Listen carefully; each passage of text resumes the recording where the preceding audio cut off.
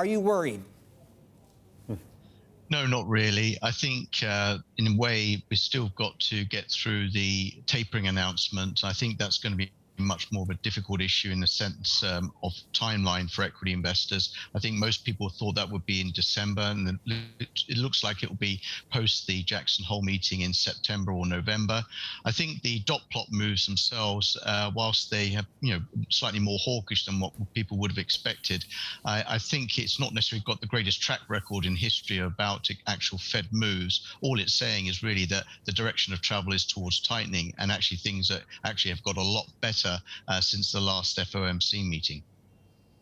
It is good news, really, if you peel the banana back here. Sean, since you're talking about tapering right now, approaching when we start talking about that, what do you do as an equity investor? How do you taper-proof an equity portfolio, I guess, is a question. I guess in comparison to the speech that Mr. Bernanke made back in May 2013, which upset the bond markets, we do actually have a precedent now of how the tapering programs will probably work. I think actually bond markets are reasonably sanguine about it, and similarly equity markets. You have to bear in mind that real interest rates at the short end of the US yield curve are very, very negative, and equally the long end of the bond market seems relatively subdued towards the inflation expectations for the next 10 years. So in many ways, I don't think it's going to be any issue for equity investors. Sean, let me put the question of the day to you then. Which risk assets are most vulnerable on the back of this Fed meeting?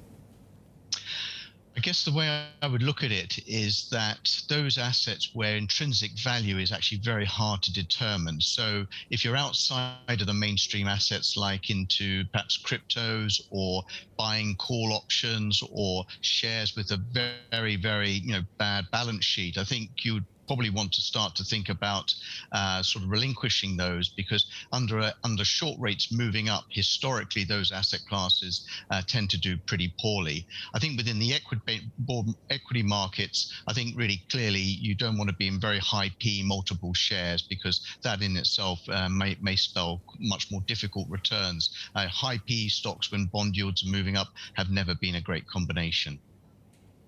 Do you see upside for the dollar, further upside, sustained upside for the dollar, or do additional changes by other central banks on the back of this move by the Fed counteract rising pressures for the dollar? I think really the dollar move will only, the dollar will start a bull market really when only they actually do the actual rate hikes. I don't think necessarily tapering in itself is going to make too much of a difference. I think when we look back at what happened in 2013, 2014, it was really the rate hikes from 2015 that instilled the bull market in the dollar. So I don't think necessarily we're going to have too much to worry about on the dollar in the short term. Sean, I think you alluded to tech, high multiple parts of the equity market. Where then do you want to be? Sector-wise, geographical-wise, I'll leave it up to you.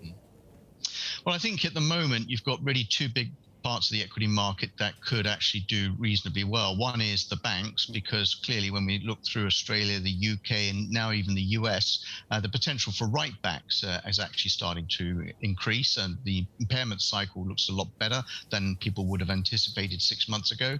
I think the second area that possibly is going to surprise on the upside is energy. It's interesting that the oil prices over the last month have rallied despite bond yields dropping, and what it's really saying is that the reopening of the global economy is actually gathering pace. So higher energy prices are actually still a big wild card on the inflation front, and the energy equities have been really orphaned over the last 6 to 9 months. Absolutely. Final question to you, Sean. We're approaching the China Open. I mean, it's not a big secret, obviously, that assets, not just equities, have been under pressure. Liquidity is a big issue. We had data yesterday, largely missing expectations. Does that go in any way in helping, I guess, the sort of the narrative that bad news is good news for risk assets as far as Chinese markets go?